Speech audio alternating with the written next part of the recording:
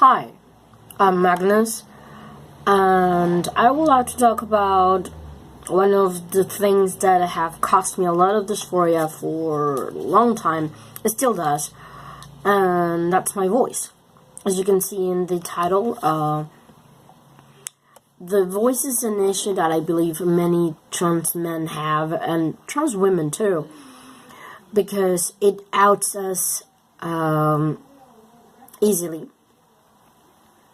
And it also gives us dysphoria, not only because we hear ourselves, but because other people are hearing us. And sometimes I pass until I open up my mouth. Then I'm back again to being a ma'am, a lady, girl, woman, whatever. I don't like that. And it's an issue that won't stop until I wait a moment. So, testosterone will eventually lower it down, but until that happens, I have this problem to handle. And there's also some people that don't actually want to use testosterone, so these tips can actually help everyone, PT and people that don't want to go on T, or people that already are on T but don't feel comfortable with that voice, or they're starting to use it and they want to get in a specific kind of voice or tone or anything. That can actually help a lot. So, first things first, take care of what you have. Your vocal cords are a membrane of tissue that gets hit up the more you use it, and it gets cold when resting. So when it heats up, it goes thicker, and it's like softer, and I think you get the idea. And it contracts back when it's cold. And forcing that out, like out of nowhere, can actually damage it. So drinking extremely hot or extremely cold liquids, beverage, can damage them, especially if you have been like singing or screaming or talking a lot.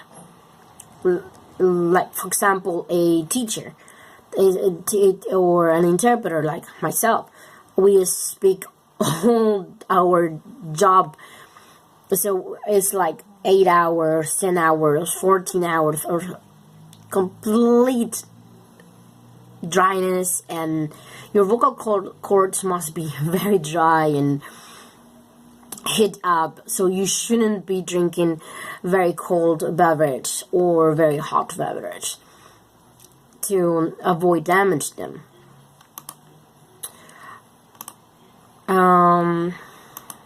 Yeah, and also drinking sugary drinks or food that irritates, like very hot spices, or food that is very spicy in general with a lot of condiments and stuff, can also damage it.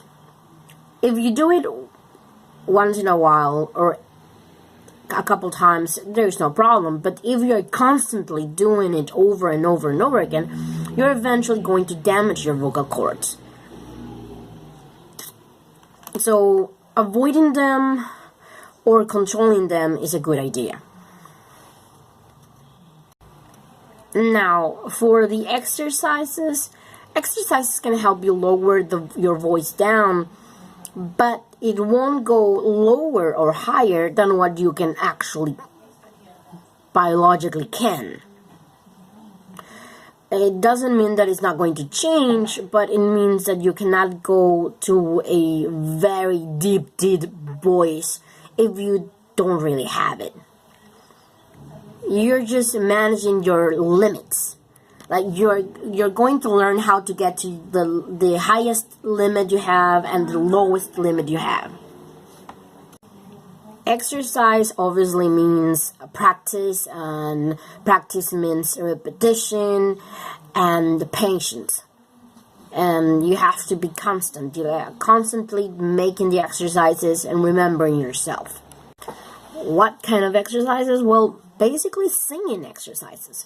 Education, voice acting or singing or anything that educates your voice helps out with that.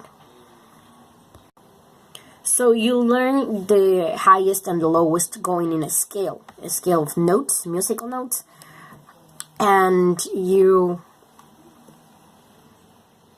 manage them. You learn to control it. You use small words like letters, and you go up and you go down. And what I learned is using the words si, ne, na. Literally, those three. And it's gonna be a little bit embarrassing, but it's kind of like this: si, ne, na, si, ne, na, si, ne, na, ah, ah, ah, ah. And you repeat that. That's it, all you do.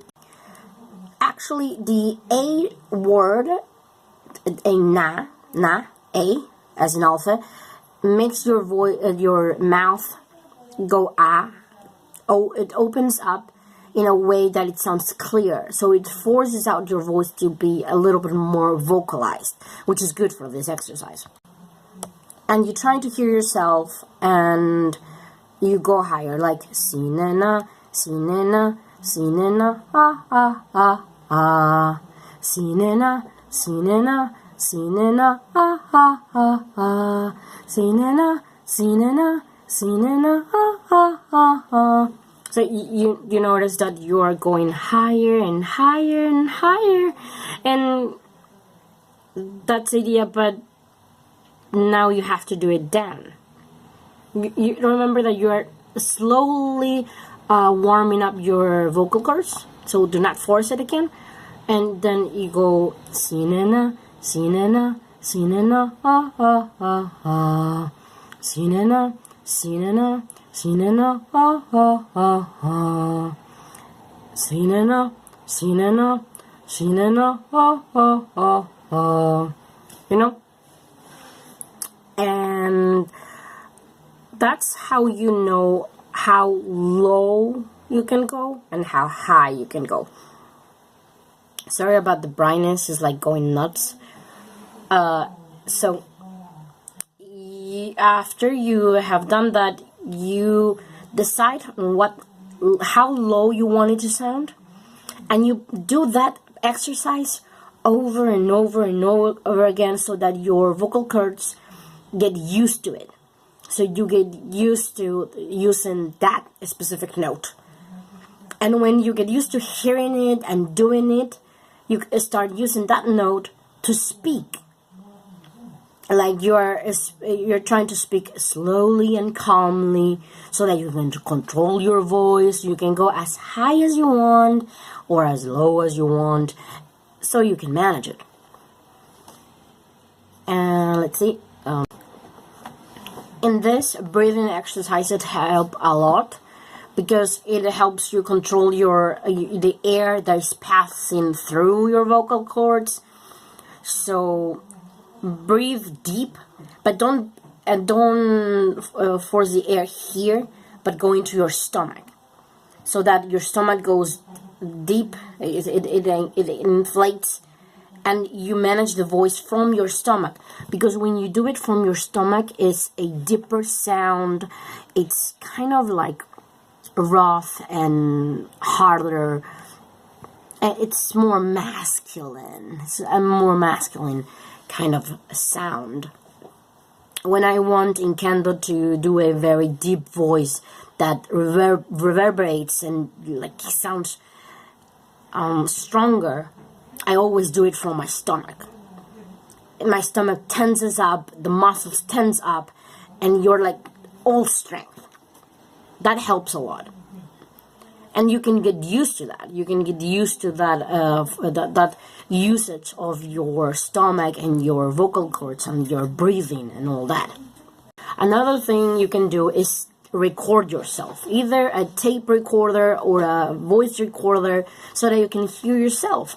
But maybe not so much when practicing, but more when you are talking or watching some movies or singing like out of nowhere, or playing some games, talking with other people on the phone or whatever, so that you hear yourself in normal circumstances, in normal situations that can happen any day, and you can hear your voice and how it sounds, so you can compare it, and you can be more focused on making the right notes and hearing yourself really, and doing an effort on getting your voice low.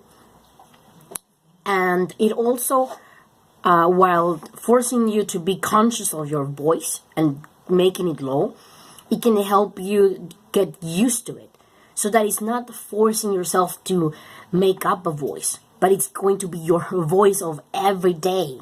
So 24/7, that's going to be your voice. And don't freak out, don't worry, don't beat yourself up if your voice gets high sometimes, or if you get excited, it starts to sound like ee! Because it happens, even to cisgender males. It also happens when any man looking at cockroach flying is gonna be having a very high-pitched voice. So do not beat yourself up about those kind of things. What else? I think I'm trying to remember and trying to read my notes here. I have them in front. Yes. The last thing finally is listening to a singer or someone that you can record their voice or hear them talking, so that you can mimic their tone of voice. Obviously, it's easier if you are repeating the words they're saying. So singing is a very good idea, especially because, again, you're breathing calmly and doing it on purpose, so you can mimic what you hear and try to get it the same. If that's the voice you like, you try to do it, and it's eventually going to go quite low because of that. And it's gonna feel more natural, because you are doing something that you like, if you like singing, and because you're singing a song you like, you're hearing a singer that you like, and I don't know, it gives me confidence. At least to me, I feel very confident when I'm singing a couple songs that are very, I don't know, they sound masculine to me, and I don't know, I love doing those songs, and it makes me forget the highest notes I get sometimes when talking to people, and when they hear me on the phone and they say, "Hi, ma'am," I forget about those things, those moments when I'm singing that and I hear my voice and I say, "Oh man, I sound so masculine." So that's basically it. I hope it helps you. If you have any questions, you can ask. If you want to see my cat again, because she loves being in the videos, you can also ask for her. That's it. So I'll see you around. Bye.